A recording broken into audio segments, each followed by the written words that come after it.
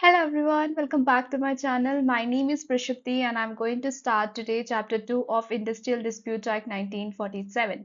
इससे पहले वाले वीडियो में जिसको मैं पार्ट 1 कह रही हूँ उसमें मैंने डेफिनेशंस पढ़ाए थे. So please try to remember all the definitions. अगर आप एस्पिरेंट्स हैं किसी भी एग्जाम्स के लिए आप तैयारी कर रहे हो और उसमें इंडस्ट्रियल डिस्प्यूट आता है तो please try to remember the all definitions और उनके सेक्शंस. ठीक है. और मैंने उनके तरीके भी बताए आपको किस तरह से याद रख सकते हैं. वो मेरा वे है. अगर आपको कोई और वे लगता है तो आप डेफिनेटली उसको भी यूज कर सकते हैं.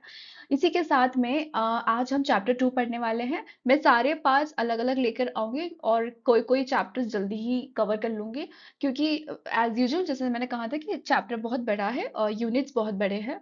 तो ऑब्वियसली बात है कि उसको छोटे पार्ट्स में ही लाना पड़ेगा मुझे ताकि आपको छोटे इसमें जल्दी जल्दी समझ में आए चीजें. ठीक है. तो आज हम लोग जो आज टॉपिक पढ़ने वाले हैं उसमें आता है अथॉरिटीज अंडर दिस एक्ट. मतलब हमें कौन से अथॉरिटीज मिले हैं जब इंडस्ट्रियल में कोई डिस्प्यूट होता है तो हम किस अथॉरिटी के पास में जाते हैं, हम किस कोर्ट में जाते हैं, हम किस कमिटी के पास जाते हैं, हमारे लिए कौन सी चीजें बनाई गई है जहां पे हम डिस्प्यूट बताने की कोशिश करते हैं. ठीक है. तो सबसे पहले है सेक्शन नंबर 3 जिसे हम कहते हैं वर्क्स कमिटी. ठीक है. उसके बाद है सेक्शन नंबर 4 कंसिलिएशन ऑफिसर. उसके बाद है section number 5 board of conciliation. Section number 6 court of inquiry. 7 is labor court. 7A is tribunals. 7B is national tribunals. उसके बाद 7C is disqualification of the presiding officer of the labor court tribunals and national tribunals. उसके बाद qualification क्या होगी 7D that is qualification क्या होगी हमारे लिए प्रिसीडिंग ऑफिसर्स की. और सेक्शन नंबर 8 है filling of the vacancy. Section number 9 कि जो भी हमारे पास में ऑर्डर आएगा उसकी फाइनल कॉन्स्टिट्यूटिंग कैसे होगी. ठीक है. वो कौन करके देता है. ठीक है. ये हमारे पास में पूरा है. अब इसमें से पीवाईक्यू क्या बनता है. सेक्शन नंबर 3 से लेके 7B तक तो कंफर्म है कि बनेगा ही बनेगा. आपसे पूछ लिया जाएगा कि सेंट्रल गवर्नमेंट जो है वो किस चीज में एज एन गवर्नमेंट है. मतलब अप्रोप्रिएट गवर्नमेंट जो है वो सेंट्रल गवर्नमेंट है. कौन है जो नेशनल ट्रिब्यूनल्स को बिठाता है तो वो है सेंट्रल सीबी सेंट्रल गवर्नमेंट. ठीक है. तो ये पावर किसके पास है. सेंट्रल गवर्नमेंट के पास है. तो हम अभी आगे आके बताऊंगी तो आपको बता दूंगी. ठीक है. ये तो कंफर्म है कि ये आएगा. ठीक है. ये तो कंफर्म है. यहां से ये डिस्क्वालिफिकेशन क्वालिफिकेशन से एक क्वेश्चन आता है. बस एक ही क्वेश्चन आता है कि अच्छा अगर बताओ प्रिसीडिंग ऑफिसर है तो वो क्यों डिस्क्वालीफाई हो जाता है.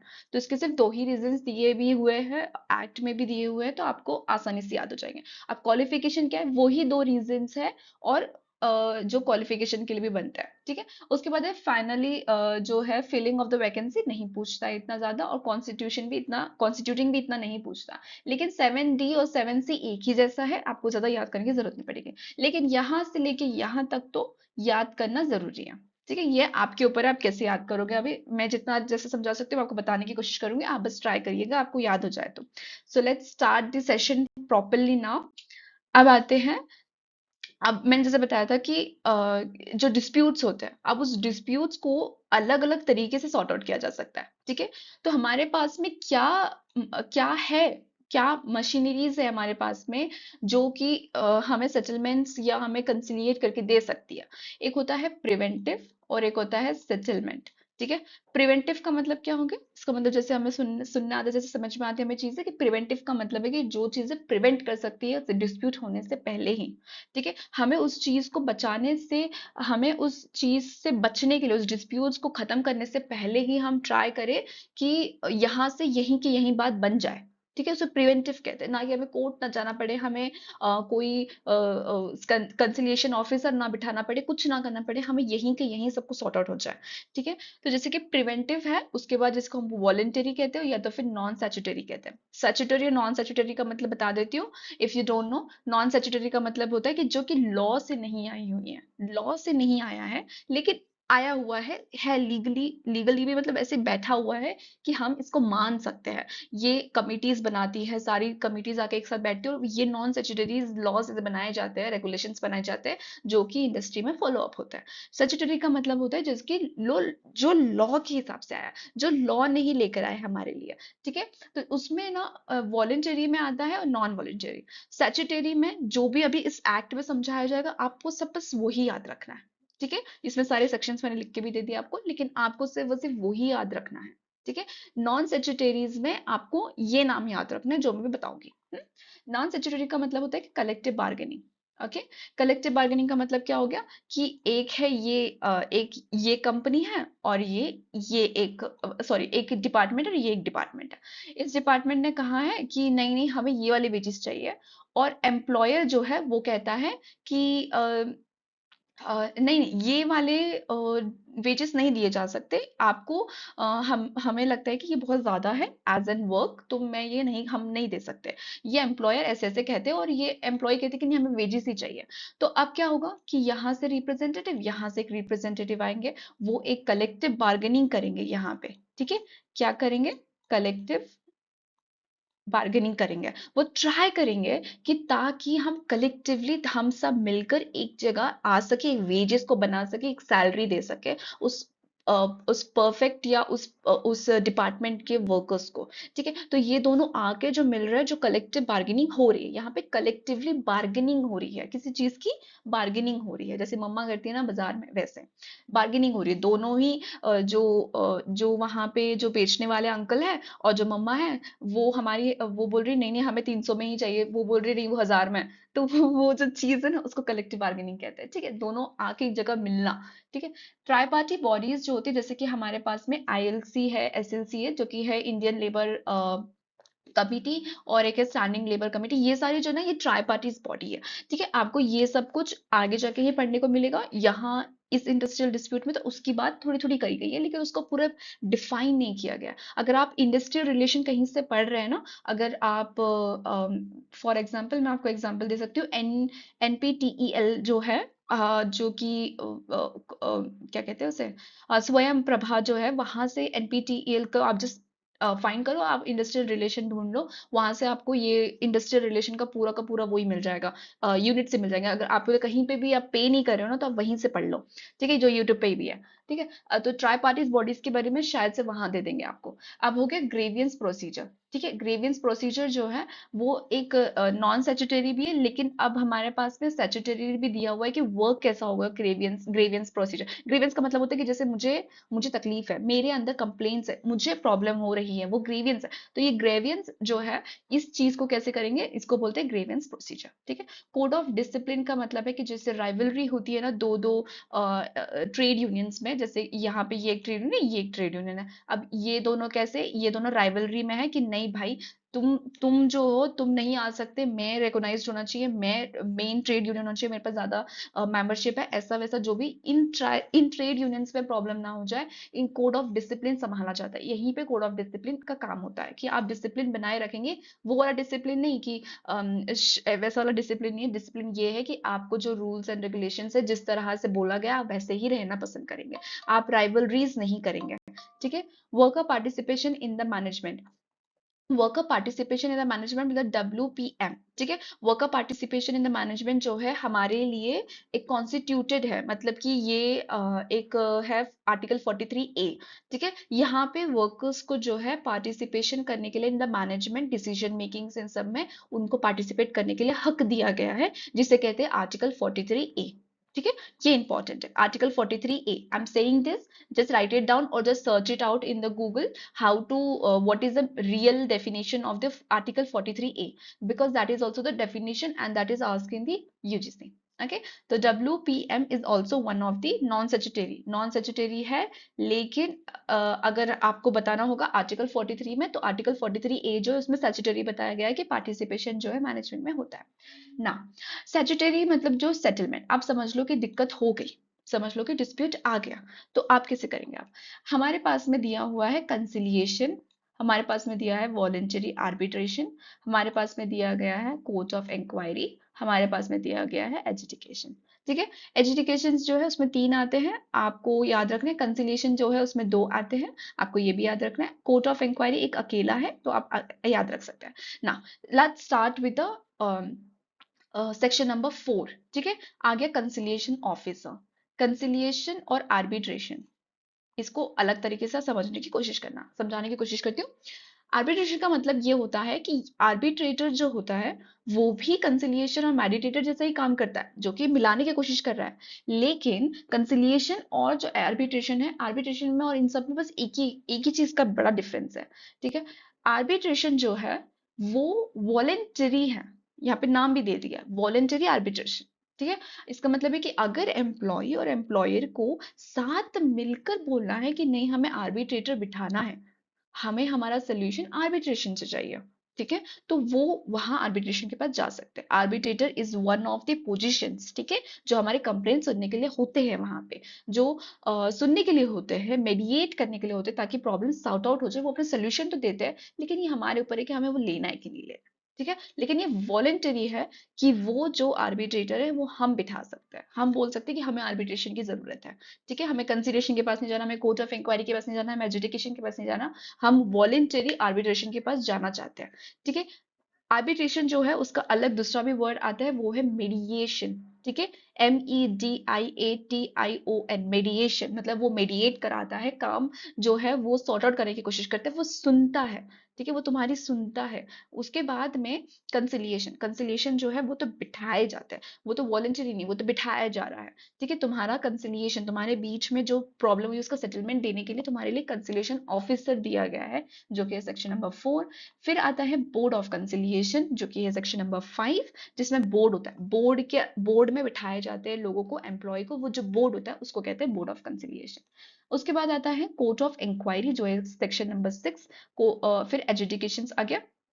यहाँ पे ना मेन अब चीज है, जैसे कि लेबर कोर्ट हो गया, ठीक है, इंडस्ट्रियल ट्रिब्यूनल्स हो गया, और फिर उसके बाद नेशनल ट्रिब्यूनल्स हो गया।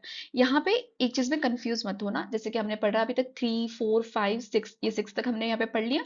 अब यहाँ पे 7 है। आप ये मत सोचने लग जाए कि इंडस्ट्रियल डिस्प्यूट जो है, इंडस्ट्रियल ट्रिब्यूनल्स जो है वो 8 है। ठीक है, इट्स इज 7A 7B।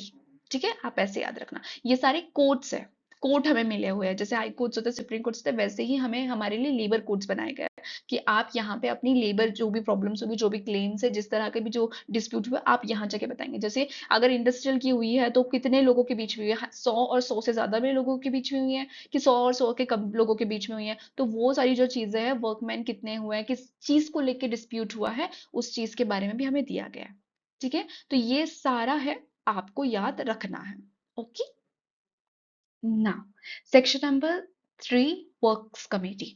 यहाँ से मेन इंपॉर्टेंट सारा पीवाईक्यू शुरू होता है। ठीक है, मैंने लिखा नहीं है PYQ, I sorry, I forgot, but what I will do is कि मैं आपको यहाँ से बता दूंगी कौन सी लाइन पीवाईक्यू है। ठीक है, वैसे मैंने हाईलाइट कर दिया आपको बताने के लिए। हाँ, अब आते हैं वर्क्स कमेटी।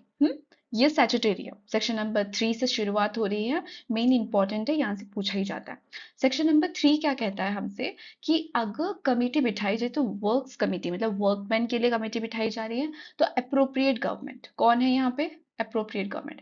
अप्रोप्रिएट गवर्नमेंट का मतलब क्या होता है कि या तो स्टेट गवर्नमेंट या तो सेंट्रल गवर्नमेंट। ठीक है, जो इंडस्ट्रीज स्टेट के अंदर आती होगी तो उसके लिए स्टेट गवर्नमेंट अप्रोप्रिएट गवर्नमेंट हो जाएगी, जो इंडस्ट्रीज हमारे लिए सेंट्रल में आती है वो सेंट्रल गवर्नमेंट के लिए हो जाएगी। अब आते हैं appropriate government by a journal, मतलब स्पेशल ऑर्डर।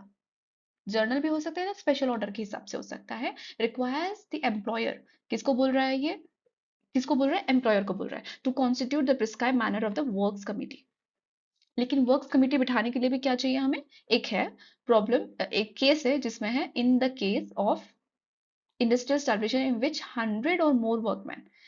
अब समझ लो यहाँ पे क्या लिखा हुआ है, 100। इसका मतलब क्या, 100 लोग भी आएंगे, जैसे ही 100 होगा, सारे वर्कमैन मिलके जैसे ही 100 हो जाएंगे और मोर। ठीक है, तो यहाँ पे क्या बिठाई जाएगी, वर्क्स कमेटी बिठाई जाएगी, हर इंडस्ट्री में, हर स्टैब्लिशमेंट में जिसमें 100 और मोर। ठीक है, आपको ये नंबर याद रखना है। आर एम्प्लॉयड और have been employed on day of the preceding 12 months. ठीक है, किसी भी 12 महीने में अगर 100 लोग हो जाते हैं, 100 से ज्यादा हो जाते हैं, तो वर्क्स कमेटी बिठाई जाएगी। कौन बिठाएगा, अप्रोप्रिएट गवर्नमेंट बिठाएगा। Consist of the representative of the employer and the workman engage in the establishment. So, however, that the number of the representative workmen on the committee shall not be less than the number of the representative of the employer. Always remember, जिसमें भी board में होता है या committee बिठाई जाती है, हमेशा एम्प्लॉयर और एम्प्लॉय के साइड से इक्वल नंबर ऑफ लोग होते हैं। ठीक है, ना ही यहाँ पे ज्यादा हो सकते, यहाँ पे कम नहीं हो सकते। ठीक है, हमेशा याद रखना। The representative of the workman shawl B chosen in a prescribe manner. जो भी प्रिस्क्राइब्ड मैनर का मतलब होता है, जो भी जिस तरह से बताया गया है कि आप इस एम्प्लॉय को चुनेंगे या आप इसी एम्प्लॉय के अंतर्गत से लेंगे, या जो भी है, जिस भी प्रिस्क्राइब मैनर में आपको बताया गया है कि आप कैसे कैसे चूज करेंगे जो वर्कमैन इस चीज में एंगेज होना चाहिए। ठीक है, तो वो चीज यहाँ पे बताई गई प्रिस्क्राइब मैनर में। Among the workman engaged in the establishment in the consultation with their trade union with the registered Indian Trade Union Act 1926. ठीक है, it shall be the duty of the works committee, sorry, works committee, अब duty बोल दी है works committee की कि to promote का मतलब क्या है कि आगे बढ़ाना, मेजर्स ऑफ सिक्योर करना और preserving amities and good relation between the employer and the workman. ठीक है, and to that end to comment upon the matters of their own common interest और the concern, जो भी जैसे समझ लो कि कोई प्रॉब्लम हो गई है, वर्क्स कमेटी के अंतर्गत वो काम आता है।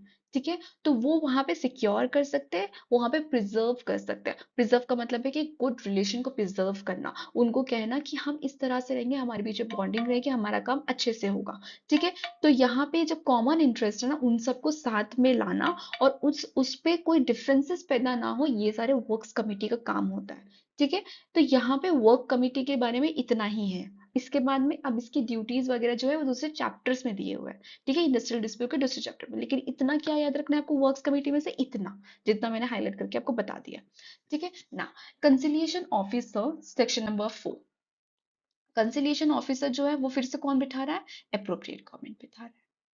ठीक है, हमें कंसिलिएशन ऑफिसर क्यों दिया है, ताकि उसका काम क्या है, appoint such number of person, और अपॉइंट मतलब कंसिलिएशन ऑफिसर्स जो अपॉइंट अप्रोप्रिएट गवर्नमेंट जो कंसिलिएशन ऑफिसर बिठाती है, वो अपॉइंट कर सकती है such number of the person as it think fits.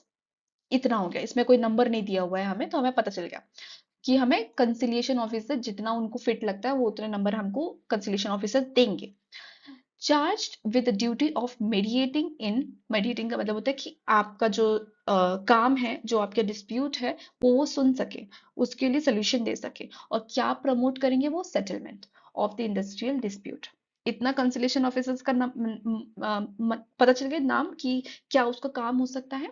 Conciliation officer जो है एक स्पेसिफाइड एरिया और the specified industry in the specified area, किसी स्पेसिफाइड इंडस्ट्री के किसी स्पेसिफाइड एरिया के लिए होंगे, या तो किसी स्पेसिफाइड एरिया के लिए होंगे, या तो वन और मोर स्पेसिफाइड एरिया के इंडस्ट्रीज के लिए लिमिटेड पीरियड के लिए उनको बनाया जाता है। यहाँ पे ये या तो परमानेंटली हो सकते हैं, तो लिमिटेड पीरियड के लिए हो सकता है। ठीक है, पर इनके पास अपनी खुद की एक ड्यूटी होती है जो कि लिमिटेड ड्यूटी के अंदर कर सकते हैं। इनके पास लिमिटेड हक होता है जो कि इनको प्रिस्क्राइब मैनर में दिया होता है, वो उतना ही काम कर सकता है। ठीक है, तो this is section number 3, section number 4। now section number 5 board of conciliation, section number 6 court of inquiry। Board of conciliation का मतलब क्या है कि यहाँ पे बोर्ड है, जैसे कि होता है ना जहाँ पे पार्लियामेंट में जैसे बिठाए जाते हैं, तो वैसा ही यहाँ पे बोर्ड भी है। जो बोर्ड है वो वहाँ पे इक्वल नंबर ऑफ लोग होते हैं, वहाँ पे चेयरमैन होते हैं, वहाँ पे एक इंडिपेंडेंट चेयरमैन को बिठाया जाता है ताकि जो वो सामने वाला इंसान सुन सके। ठीक है, अब आते हैं बोर्ड ऑफ कंसिलिएशन, क्या ये अप्रोप्रिएट गवर्नमेंट बिठा रहा है, फिर से अप्रोप्रिएट गवर्नमेंट ही है जो कि अप्रोप्रिएट हमारे लिए बिठाते हैं बोर्ड ऑफ कंसिलिएशन को लिए। यहाँ पे ये एडॉक है, एड हॉक ओकेशंस मे एज ओकेशन अराइजेस, समझ लो कि कोई ऐसी प्रॉब्लम हो गई है जहां पे बोर्ड ऑफ कंसिलिएशन को बिठाना ही पड़ रहा है, कोई ऐसा डिस्प्यूट है जहां पे उन्हें बिठाना ही पड़ रहा है, तो वो उसी वक्त बिठाए जाएंगे जब वो ओकेशन होगा, जब लगेगा कि हाँ यहाँ पे जरूरत है बोर्ड ऑफ कंसिलिएशन की। कंसिलिएशन ऑफिसर से काम नहीं हुआ था, उनसे उनकी जो जितनी ड्यूटी थी उन्होंने उतना करने की कोशिश करी, लेकिन सोल्यूशन नहीं आया, तो अब हम बोर्ड ऑफ कंसिलिएशन बिठाने की कोशिश करेंगे। So Board of Conciliation by notification in the official gazette constitute Board of Conciliation from promoting, क्या नाम आ गया यहाँ पे, प्रमोट भी कर रहा है settlement in the industrial dispute. और board shall consist of the chairman, मैंने हाईलाइट कर दिया, आप लिखने की कोशिश जरूर करेंगे क्योंकि ये पीवाईक्यू है। चेयरमैन भी है, चेयरमैन एंड 2 और 4 अदर मेंबर्स, कितना बोला है, 2 एंड 4। तो अगर पूछ लिया जाए कि कितने हैं मिला के, सारा मिला के, तो कितने आपको मिलेंगे, या तो 2 या तो 4। ठीक है, as the appropriate government think fit. ना chairman shall be independent person. Independent person का मतलब क्या हो गया? जो कि वहां का बंदा नहीं है, जो कि वहां के चेयरमैन नहीं है, ठीक है, या वहां पे जो काम करते हैं, इंडिपेंडेंट होना चाहिए। जो कि आएगा तो अप्रोप्रिएट गवर्नमेंट से ही, जो कि बिठाया तो वहीं से जाएगा, लेकिन इंडिपेंडेंट होना चाहिए। ना ही वो एम्प्लॉयर को जानते हो, ना ही वो एम्प्लॉय की तरफ से हो, ठीक है, इंडिपेंडेंट होने चाहिए। इंडिपेंडेंट, तो आप यहाँ पे भी ये भी याद रखेंगे, ठीक है ना। And the other members shall be the person appointed in the equal number represent the parties of the dispute, and then the person appointed to represent the party shall be appointed on the recommendation of that party. ठीक है, इतना याद रखना। The board having a prescribed मतलब कि जो उनको बोला गया है उतने ही इसमें काम करेंगे। मे इवन इफ बोलती हूँ मैं, और नॉट विथ स्टैंडिंग अगर कभी समझ में ना आए तो फिर से बता रही हूँ, आप इसको इन शॉर्ट वर्ड्स में बोल सकते हो इवन इफ। ये तो लॉ की लैंग्वेज में हमें बोला है, ठीक है, हमें लॉ की लैंग्वेज में बताते हैं ये नॉट विथ स्टैंडिंग। लेकिन अगर आपको इजी वे में अगर पढ़ना है तो मे act even if the absence of the chairman, even if the absence of the chairman or as of its member or any vacancy in its number। समझ लो कि चेयरमैन के एब्सेंस में है, या तो समझ लो कि कोई मेंबर्स जो है उनके एब्सेंस में है, या तो वैकेंसी आ गई है, उस नंबर ऑफ वैकेंसी आ चुकी है उस पोजीशन के लिए। तो provided that if the appropriate government notifies the board that the service of the chairman or any other member have keys to be available, the board shall not act until the new chairman or the member as the case may be appointed। वो कह रहे हैं कि board appropriate government बता सकती है कि आप तब तक अपना काम नहीं कर सकते जब तक कोई न्यू चेयरमैन या मेंबर आ नहीं जाता, ठीक है। तो उन्होंने बता दिया है, वो नोटिफाई करके बताएंगे, लेकिन क्या बताएंगे? नोटिफाई करके बताएंगे। तो ये चीज किसके पास है? अप्रोप्रिएट गवर्नमेंट के पास है। तो आपको इस पूरे इसमें आपको बोर्ड ऑफ कंसिलिएशन है, मोस्ट इंपॉर्टेंट क्या है? Chairman and two or four members, and chairman shall be independent person। कौन बिठा रहा है? appropriate government बिठा रहा है। क्या चीज है ये? occasion arises मतलब ad hoc। ओके ना। Court of inquiry, court of inquiry क्या होता है? यहाँ पे ना बिठाया तो जा रहा है, लेकिन यहाँ पे ना हर एक चीज को एकदम डीप डाउन जाने की कोशिश करेंगे। इंक्वायरी हो रही है, राइट, इंक्वायरी मतलब अब सारी चीजें पता करने की कोशिश करेंगे कि प्रॉब्लम आई कहाँ से थी। लेकिन ये भी क्या है? एड हॉक है। अब यहाँ से आ गया अप्रोप्रिएट गवर्नमेंट, फिर से हमारे लिए बन गई कि वो कोर्ट ऑफ इंक्वायरी को बिठाएगी एज ओकेशन अराइजेस, मतलब क्या एड हॉक है। By the notification, the official gazettes constitute the court of inquiry, inquiring into the matters appear to be connected or to be relevant to the industrial dispute। अब appropriate government को लग गया कि यहाँ पे बहुत बड़ी प्रॉब्लम हो चुकी है, अब कहीं से भी सोल्यूशन नहीं आ रहा, अब इंक्वायरी को बिठाया जाए और डीप डाउन पता करने की कोशिश करें कि हुआ क्या था, ठीक है। May consist of one independent person. Independent person का मतलब आपको समझ में आ गया, मैंने अभी अभी पीछे समझाया था। इंडिपेंडेंट का मतलब फिर से बता दे रही हूँ कि इंडिपेंडेंट पर्सन जो कि ना ही यहाँ से हो ना ही वहां से हो, एम्प्लॉयर की साइड से नहीं हो, वर्कमैन की साइड से कहीं से भी ना हो, इंडिपेंडेंट हो, क्योंकि तभी वो हमें क्या दे सकता है? रियल सोल्यूशन दे सकता है। वो वहां पे बायसनेस नहीं करेगा, ठीक है, इसलिए हमेशा इंडिपेंडेंट पर्सन की बात करिए। आपको दिमाग में रखना कि क्वालिफिकेशंस क्या है इनकी। इंडिपेंडेंट पर्सन, ठीक है। और such number of the independent person as appropriate government think fits, and where the court consists of the two or more। कितना बोला है? two or more members। one of them shall be appointed as a chairman। याद आ रहा है? याद आ रहा है क्या कह रहा है? कोर्ट कंसिस्ट कितना करेगा? टू और मोर। और कितने बोल रहा है? वन जो है, one as a chairman. Okay, understood. Two और मोर यहाँ पे भी है, यहाँ पे टू और फोर है, ठीक है, टू और मोर कोर्ट ऑफ इंक्वायरी के लिए। I hope you got it. ना, section number 7 labour code most important है, क्योंकि यहाँ से क्वेश्चन आता है। यहाँ से तो डायरेक्ट क्वेश्चन ये पूछता है कि चलो बताओ कि इसमें कितने लेबर कोड्स हैं? वन और मोर है कि एक ही है कि कितने हैं? अच्छा बताओ कि प्रिसीडिंग ऑफिसर के क्या क्या अपॉइंट किस तरह से किए जा सकते हैं प्रिसीडिंग ऑफिसर्स को, जो जहाँ पे हम कोर्ट के पास जाते हैं बताने के लिए, तो क्या क्या हो सकता है, ठीक है। तो यहाँ पे हो गए labour code section number 7 most important. इसके बाद जो भी जितने भी आने वाले हैं वो भी बहुत सारे इंपॉर्टेंट है। यहाँ पे बहुत बड़ा बड़ा दिख रहा होगा, लेकिन आपको मैं सॉर्ट आउट करके बता दूंगी, ठीक है ना। अप्रोप्रिएट गवर्नमेंट कौन है? फिर से अप्रोप्रिएट गवर्नमेंट है। कौन क्या बिठा रही है? कॉन्स्टिट्यूट क्या कर रही है? वन और more labour codes. for the adjudications in the industrial disputes relating to matters specified in second schedule. क्या मैंने आपको पहले वाले पार्ट में स्केड्यूल्स बताए थे? If you try to remember, please try और please remember all the sections. ठीक है, सेक्शन नंबर जो है, सॉरी सेक्शन शेड्यूल्स। ठीक है, सेकेंड शेड्यूल क्या है? लेबर कोड है ना। For performing such other functions assigned by them in this act, उनके लिए अलग से बनाया गया ना। लेबर कोड जो है कंसिस्ट करता है 1%। कितना percent?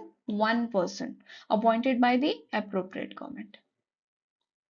Person shall not be qualified for the appointment as a preceding officer. Preceding, I hope this is the way we pronounce preceding officer in the labor code. वो labor code में preceding officer नहीं हो सकता जब तक, क्या बोल रहा है? जब तक he is or has been, या तो वो है या तो वो रह चुके हैं a judge of the high court। क्या नाम आ गया सबसे पहले? High court. कौन आ गया? जज of the high court. he has for a period of not less than 3 years, क्या बोल दिया? not less than 3 years being a district judge। Okay, additional district जज। कितना बोल रहा है? 3 साल हाई कोर्ट, दूसरा हो गया 3 साल डिस्ट्रिक्ट जज। he has held an judicial office in India not less than 7 years। Judicial office कितना हो गया? 7 years। He has been a presiding officer, वो प्रेसिडिंग ऑफिसर खुद रह चुके हैं sorry, of the labour code constitute under the provisional act, the state act for not less than 5 years। Now high court हो गया, सेकेंड हो गया 3 साल डिस्ट्रिक्ट जज, या तो 7 years जो कि जुडिशियल ऑफिस संभाल चुके होंगे, या तो खुद presiding officer of the labour court. ठीक है, जो कि स्टेट एक्ट और प्रोविजनल एक्ट के अंतर्गत में आ चुके हैं, लेकिन वो नॉट लेस देन 5 years, मतलब उन्होंने काम तो किया होगा लेकिन नॉट लेस देन 5 years। उसके बाद आता है डेप्यूटी चीफ लेबर कमिश्नर। ये कौन है? सेंट्रल से।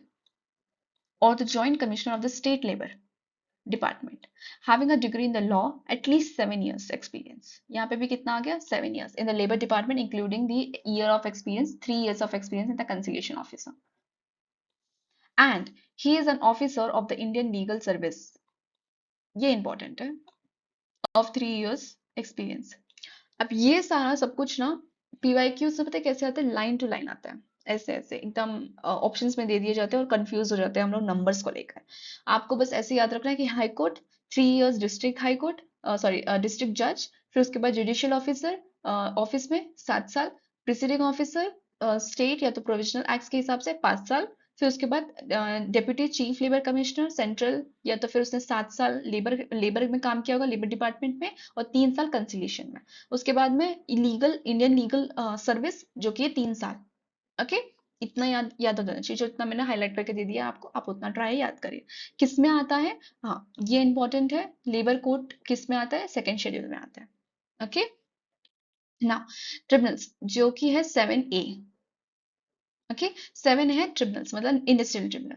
अब आते हैं अप्रोप्रिएट गवर्नमेंट फिर से बिठा रही है, हाईलाइट मैंने पहले ही कर दिया इसको लाइन टू लाइन, आपको बस ऐसे याद, मैं हाईलाइट करके दिखा देती हूँ। अप्रोप्रिएट गवर्नमेंट जो है ऑफिशियल गज़ाट में बताती है कितना कॉन्स्टिट्यूट कर रही है, 1 और मोर इंडस्ट्रियल ट्रिब्यूनल्स कर रही है। ठीक है, जो कि है सेकेंड शेड्यूल में और थर्ड शेड्यूल। अब इंडस्ट्रियल ट्रिब्यूनल्स की एक चीज है कि अगर समझ लो कि ऐसा कोई स्पेसिफाइड है सेकेंड शेड्यूल जो कि लेबर कोड के लिए, लेकिन वहां पे ये ऐसा हो रहा है कि वो वहां का भी काम यहाँ भी संभाल सकता है। लेबर कोड का जो काम है वो इंडस्ट्रियल ट्रिब्यूनल्स भी देख सकती है, रेफर किया जा सकता है। ठीक है, अगर लगता है कि यहाँ पे हो सकते हैं, उनके लिए एक नंबर दिया हुआ है कितना लोगों को ये इफेक्ट कर रहा है। ठीक है, अगर यहाँ पे 100 से ज्यादा नहीं कर रहे होंगे तो किसके पास जाएगा? लेबर कोड के पास जाएगा कि इंडस्ट्रियल जाएगा, ये हम आगे पढ़ेंगे। ठीक है, यहाँ पे कंफ्यूज नहीं कर सकते ना।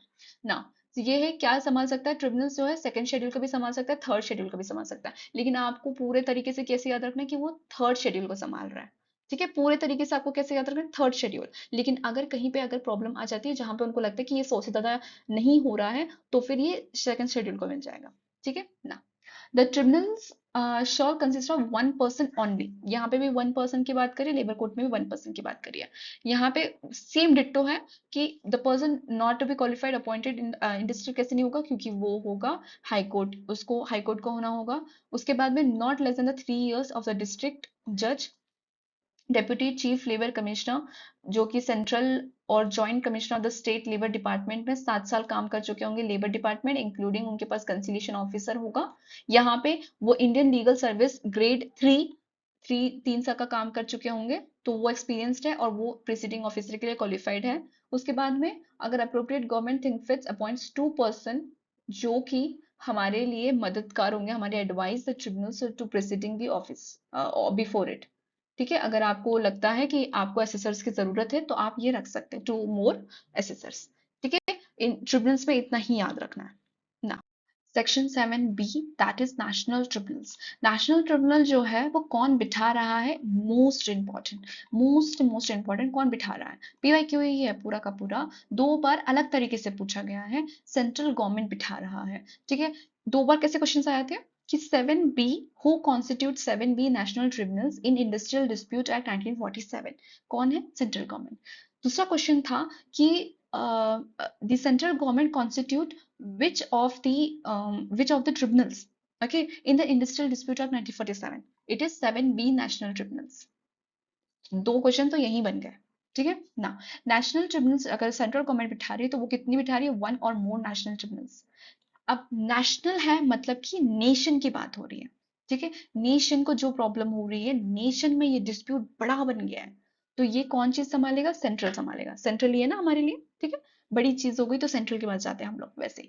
तो इंडस्ट्रियल डिस्प्यूट को संभालने के लिए सेंट्रल गवर्नमेंट जो है वो बताएंगे। Involve the questions to the national importance, जो नेशनल के इंपॉर्टेंस को क्वेश्चंस करते हैं या वो डिस्प्यूट जो है वो नेशनल तक पहुंच गया, जो नेशन को प्रॉब्लम दे सकता है, 1 or more स्टेट को दे रहा है, तो वो क्या होगा, वो likely to be the national tribunals. ठीक है, जैसे यहाँ पे बोल भी दिया है, situated in more than one state. कोई भी नेशनल इंपॉर्टेंस जो है, जो भी कोई प्रॉब्लम हो रही है, वो national problem one of the most more states में हो रही है। National tribunals consist of one person only. ठीक है, by the central government. Now, the person is not to be qualified as an appointment for appointment of the presiding officer of the national tribunals unless he is or has been a judge of the high court। Simplest है, यहाँ पे एक ही चीज दी गई है, जज of the high court होना चाहिए। The government, central government, if it think fits, appointed 2 persons as an assessors to advise the national tribunals in proceeding. Over, इतना ही है नेशनल ट्रिब्यूनल्स में। इनकी ड्यूटीज जो है वो बताया जाएगा आगे जाके, लेकिन इतना ही है। ठीक है, अब जैसे मैं डिस्कालिफिकेशन में बताया कि वो 2 पॉइंट्स है जो कि सिर्फ डिस्कालीफाई कर देते हैं, और जो ही वही 2 पॉइंट्स है जो कि क्वालिफाई भी कर देते हैं प्रिसीडिंग ऑफिसर्स को लेबर कोर्ट ट्रिब्यूनल्स के लिए। ठीक है, तो no person shall be appointed और to continue in the office presiding officer of the labour court tribunals, the national tribunal, if he is not an independent person. अगर वो independent person नहीं है तो वो नेशनल इन ट्रिब्यूनल्स और labour court के लिए डिस्क्वालीफाई है। और अगर समझ लो उसने अटेन कर ली है एज ऑफ 65, कितना बोला गया है, 65, तो ये 2 पॉइंट्स कौन से हैं, इंडिपेंडेंट पर्सन और द एज ऑफ 65, तो वो डिस्क्वालीफाई हो जाते हैं यहीं पे, यही। Section number D, qualifications and the terms and conditions for the service of the preceding officer। यहाँ पे qualifications terms क्या है कि अगर समझ लो even if anything contained in this act, ठीक है, अगर कुछ भी इस एक्ट में ऐसा कुछ कंटेंट करता है, qualification, appointment, allowance, salary, removal of that preceding officer, जो सर्विस है उस प्रिसीडिंग ऑफिसर्स की, जो भी वहां पे नाम बताए गए थे इंडस्ट्रियल ट्रिब्यूनल्स के लिए, वो जो भी अपॉइंटेड किए जाएंगे सेंट्रल गवर्नमेंट से, वो स्टिल इस एक्ट में प्रोविजन में सेट एक्ट पे फॉलो अप होंगे। ठीक है, मतलब जो भी क्वालिफिकेशंस बताई गई है वो फॉलो अप होंगे, ऐसा बोला गया है ना। Filling the vacancy is that if any person or any reason a vacancy other than the temporary absence मतलब है कि वो वहां नहीं है उस वक्त के लिए। अगर कोई ऐसी वैकेंसी आ जाती है जिसमें वो वैकेंसी बनी हुई है जहां पे उन्होंने किसी ने रिजाइन कर दिया है, या कोई जो है टर्मिनेट हो चुके हैं, या तो जो भी है चेयरमैन ये चले गए हैं, उनका उनकी वो आ चुकी हो, क्या कहते हैं उसको, रिटायरमेंट आ चुकी हो, कुछ भी हो, जिस जिस वजह से भी वैकेंसी आई होगी, वो टेम्पररी एब्सेंस नहीं है, वो वैकेंसी है, occurs in the office of the presiding officer of the labor court, tribunals, national tribunals, in the office of the chairman or any other member of the board and the court, then in the case of the national tribunals, national के लिए कौन हो जाएगा, central government, और other appointment के लिए appropriate government appoint any other person is accordings with the provision. जो provision कहता है उस हिसाब से उस चेयरमैन को बिठाया जाएगा जब वैकेंसी आएगी। If this sound is coming up please try to ignore it, और मैं थोड़ी देर साइलेंट हो जाती हूँ जब तक ये साइन जाता नहीं है, लेकिन I hope you can listen to this, मतलब मेरी वॉइस आ रही होगी। The act of the filling the vacancy, वो उस वैकेंसी को फिल अप करेंगे और उसके बाद constitute before the labour court, tribunals and national tribunals and board of court in the form of the stage of the vacancy is being field. तो यहाँ पे फिलिंग ऑफ द वैकेंसी का पूरा मतलब क्या है कि अगर समझ लो नेशनल ट्रिब्यूनल्स में कोई ऐसा चेयरमैन है, ऐसे कोई है इंडिपेंडेंट पर्सन है जो कि रिजाइन कर चुके, या तो उनका वैकेंसी आ चुका है, उस वजह से सेंट्रल गवर्नमेंट ही उनके लिए करेगी। और समझ लो कि किसी और जैसे लेबर कोर्ट ट्रिब्यूनल्स है, अगर उनमें से किसी में आ जाता है वैकेंसी तो अप्रोप्रिएट गवर्नमेंट फिलअप करेगी और फिर वहां पे वो कॉन्स्टिट्यूट करेंगे। ठीक है ना। वेरी मोस्ट इंपॉर्टेंट क्वेश्चंस, बहुत ज्यादा इंपॉर्टेंट है। मैंने अभी जितना पढ़ा दिया, बोनस एक्ट हो गया, मैंने आपको बोनस एक्ट भी एक्ट जो है मैंने प्लेलिस्ट में डाल दिया। Please go and make questions, please go and make questions, this is my humble request to all of the aspirants. आप भले ही यूजीसी की तैयारी नहीं कर रहे हो, आप जिस भी एग्जाम्स के लिए तैयारी कर रहे हो, please go and make questions. आपके क्वेश्चन पेपर में जरूर ये सारे आते होंगे, क्योंकि यही है एक्ट, यहीं से क्वेश्चन उठता है। पूरा यूनिट ही इंडस्ट्रियल डिस्प्यूट है। स्ट्राइक के बारे में पूछेगा या तो एक्ट के बारे में पूछेगा। एक्ट में कौन कौन है, डीप डाउन क्वेश्चंस पूछता है, मैं डीप डाउन में मैं पढ़ा रही हूँ। ठीक है, तो please go and make other questions also. ठीक है ना। मोस्ट इंपॉर्टेंट यहाँ पे अब क्वेश्चंस को कितना घुमाया गया है, लेकिन वही है, आंसर आपको आता है, लेकिन सब बस ये है कि क्या क्वेश्चंस घुमा के पूछते हैं। तो ये रहा वो क्वेश्चन जो घुमा के पूछता है। The appropriate government is empowered to constitute the board of conciliation. अगर आप अभी ये नोट्स में पढ़ेंगे तो बोर्ड ऑफ कंसिलिएशन में कितने लोग बिठाते हैं, 2 और 4। ठीक है, which what can be the maximum numbers? Please try to stop this video and try to give your own answer. ठीक है, उसके बाद आप मेरा आंसर चेक करना। अभी आप just pause it and try to give your own answer कि मेरे लिए क्या ये आंसर हो सकता है। ठीक है, नंबर्स दिए हुए हैं, आपको समझने की कोशिश करनी है ना। मैक्सिमम नंबर्स का मतलब होता है कि 2 और 4 बोला है। अब मैक्सिमम कौन सा इसमें से सबसे ज्यादा, 4 बोला है, तो आप कैसे लेंगे, 4। ठीक है, 2 और 4 बोला है, आप 4 maximum of the members of the board conciliation including the chairman. और नेक्स्ट लाइन क्या बोली थी मैंने कि चेयरमैन जो है वो इंडिपेंडेंट पर्सन होना चाहिए, and one chairman that should be N independent person. तो यहाँ पे क्या हो गई बात कि 4 + 1 दैट विल बी 5। तो हमारे लिए आंसर क्या होगा, 5। ओके, आई होप अगर ये आपका राइट आंसर आया तो very good, I am very proud of you. And with that next question is that under the section of Industrial Dispute Act, both central and state government, फिर question घुमा दिया। हमें तो अभी तक हमें क्या पता है, हमें तो ये पता है, लेकिन यहां क्वेश्चन ऐसा आ गया कि बोथ स्टेट एंड सेंट्रल। आप क्या करें, हमें तो पता ही नहीं था, हमें तो बस ये पता है कि अप्रोप्रिएट गवर्नमेंट है, लेकिन यही जो चीज बता रही हूँ कि अप्रोप्रिएट गवर्नमेंट जो है वो सेंट्रल भी हो सकती है और स्टेट भी हो सकती है। लेकिन यहाँ पे पूरा क्वेश्चन क्या पूछा है, power to constitute court of inquiry. Simple, सिर्फ और सिर्फ आपको सेक्शन नंबर पूछा है, that is section number 6। Simplest question, आपको 2 मार्क दे सकते हैं।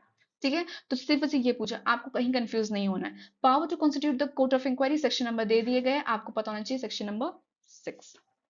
ओके, सेक्शन नंबर 5 क्या है हमारे लिए, please give your answers, that is board of conciliation. Section number 10 क्या है, अभी तक हमने पढ़ा नहीं है, मैं बताऊंगी भी नहीं अभी। सेक्शन नंबर 7 क्या है, लेबर कोर्ट है। ठीक है, सेक्शन नंबर 10 आगे आएगा, मैं बता दूंगी। ठीक है, वॉलंटियर आर्बिट्रेशन के बारे में। ओके ना, नेक्स्ट क्वेश्चन आते हैं, under which section of industrial dispute act, under which section of the Industrial Dispute Act amended and miscellaneous provisions 1956, the central government is authorized to constitute the national tribunals। आ गया question, मैंने क्या बताया था, 2 questions आते ही आते हैं। Central government क्या authorise कर सकती है, नेशनल ट्रिब्यूनल्स को कर सकती है। क्या पूछा है यहाँ पे, 7B पूछा है। क्या पूछा है डायरेक्ट क्वेश्चन क्या है 7B। आ गए 2 मार्क्स आपके। ठीक है, अगर यही क्वेश्चन मैं फिर से पूछ रही हूँ, अगर सेंट्रल गवर्नमेंट यहाँ पे अप्रोप्रिएट गवर्नमेंट, अगर सेंट्रल गवर्नमेंट बिठा सकती है तो वो इस सेक्शन को लेके बिठा सकती है, और इस सेक्शन को क्या कहते हैं? इस सेक्शन को कहते हैं national tribunals. Done, all questions are over. यहाँ पे लास्ट क्वेश्चन मिलता है हमें, that is under which section of the Industrial Dispute Act 1947, just a second, under which section of the Industrial Dispute 1947 the appropriate government is empowered to constitute the national industrial tribunals? Industrial tribunals क्या है? Pause the video and try to answer it. Okay, I'm answering now. Section number 7A. Direct questions है, quick questions है, 2 mark ऐसे ही आ जाएगा। ठीक है, अब दूसरी चीज ये है कि मैं एक एडवाइस दे देती हूँ, ये एक सेक्शन हो गया, ये एक सेक्शन हो गया, यहाँ एक सेक्शन हो गया, यहाँ एक सेक्शन हो गया, पूरे इसमें से कहीं से भी एक सेक्शन आ सकते हैं, आपको नाम दे दिए जाएंगे यहाँ पे। ठीक है, क्वेश्चन पूछा जाएगा फिलिंग ये करो, क्रॉस करो, मैच द फॉलोइंग करो। ठीक है, ऐसे भी क्वेश्चन आ सकता है, या तो ऐसे डायरेक्ट क्वेश्चन आ सकता है जैसे ये आया हुआ है, और क्वेश्चन घुमा के भी आ सकते हैं, जैसे कि ये 2 आए हुए हैं, यहाँ पे ये 2 क्वेश्चन घुमा के आए हुए हैं। ठीक है, आपको बिल्कुल डरने की कोशिश करने की नहीं है, आप बार बार पढ़ने की कोशिश करो, सेक्शंस को याद करने की कोशिश करो, बहुत अच्छे से याद हो जाएगा। ठीक है, now this is all we have done over here, and I'm going to start the chapter 2A and 2B and section number सारे पढ़ने की वहां पे भी कोशिश करूंगी, इसी का कंटिन्यूशन रहेगा अभी, लेकिन ये वाला ऐप यहीं तक रखते हैं, ये वाला चैप्टर यहीं तक रखते हैं। ठीक है, so well done if you have done all the questions, very proud of you and keep it up and ऐसे ही पढ़ते रहिएगा। Thank you very much and have a very very wonderful day, and please do subscribe and do like, let me know how you feel it, and any other questions please do comment over there. Thank you, bye.